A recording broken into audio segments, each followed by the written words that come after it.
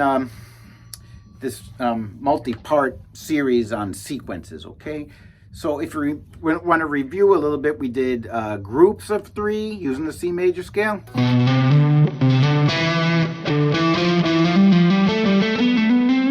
Right? And descending. Next we did intervallic thirds.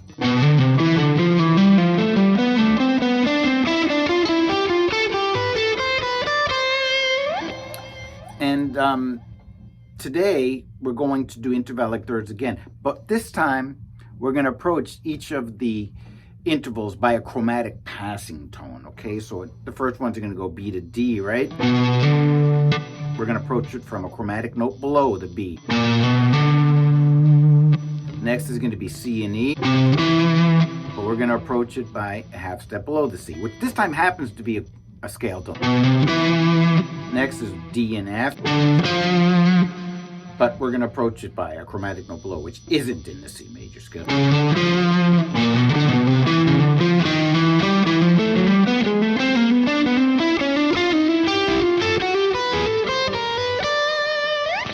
So this is a great sequence. It's going to really super jazzify anything that you might play, okay? So we're playing it as 16th notes, and I'm going to play the first 2 notes as pickup notes. So it's going to be 1 E and a 2 E and a 3 E and a 4 E. Okay? So here we go.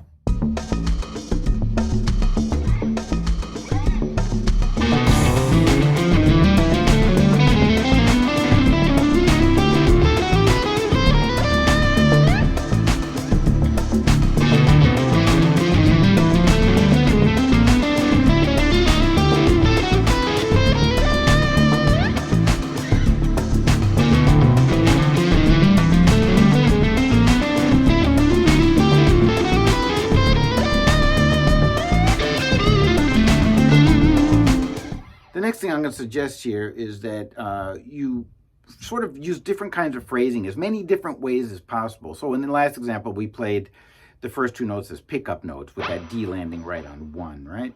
What about if we play the first note, that A sharp note, on the end of 1, 1, 2, 3 E and a 4 E and a 1. That's another idea, right? So it's a different way of phrasing it. So the next example, I'm going to play it both ways. The first one I'm going to play is the pickup, making that D land on 1. The second time I'm going to play it starting on the end of 1, okay? So let's check that out.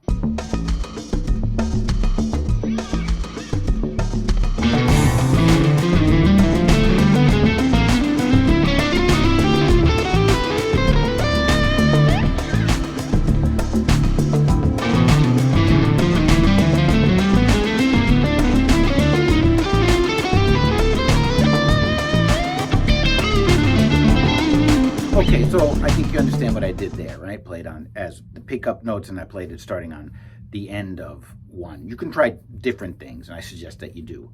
Next, I'm going to do the descending one. Now, this poses a lot of problems, but that's why we do this, because we want to problem solve, and that's what's going to help our technique. So the reason why descending is hard is because look what happens. The first one's going to be like this, right? Approaching it by a chromatic approach note.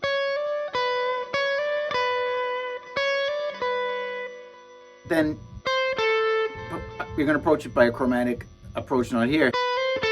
So it's the same note twice. It's kind of weird.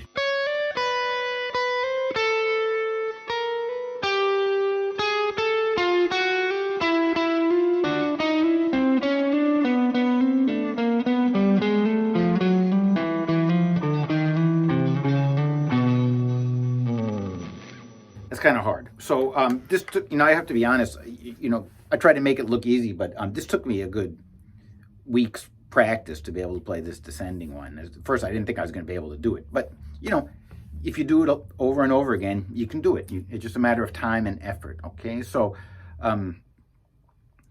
let me try this one, okay? And see if you can play it with me.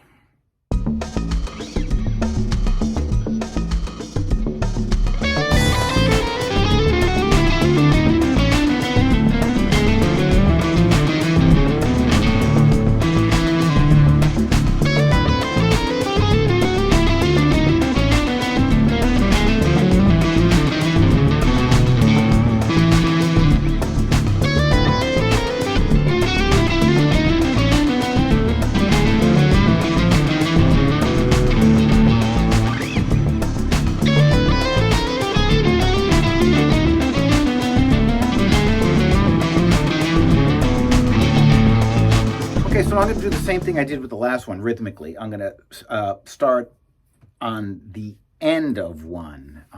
Okay, so let's see if I can do that. I'll do it the way I just did it, and then I'll do it, okay, on the end of one. So I'm going to switch back and forth.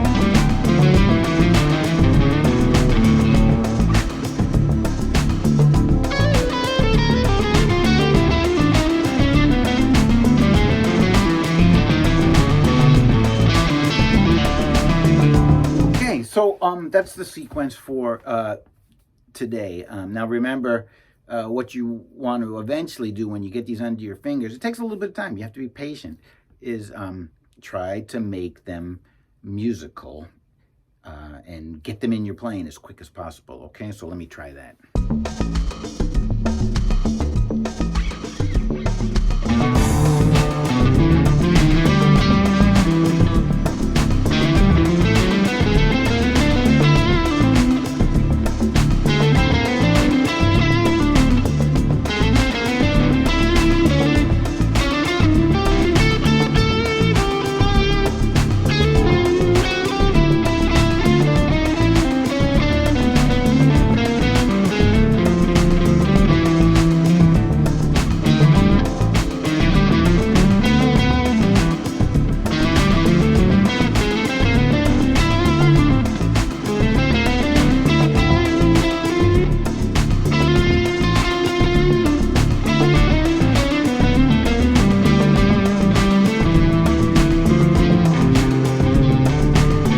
So the next and final step is to try to see if you can combine the three of these. I'm not saying you can't play other things too, you certainly can, but you know, for the time being, try to focus more on the threes. Remember, we played groups of three,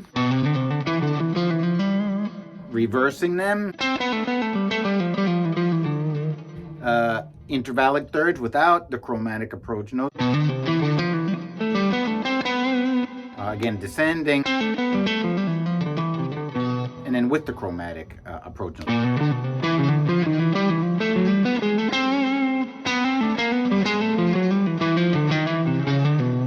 And let's see if we can combine them.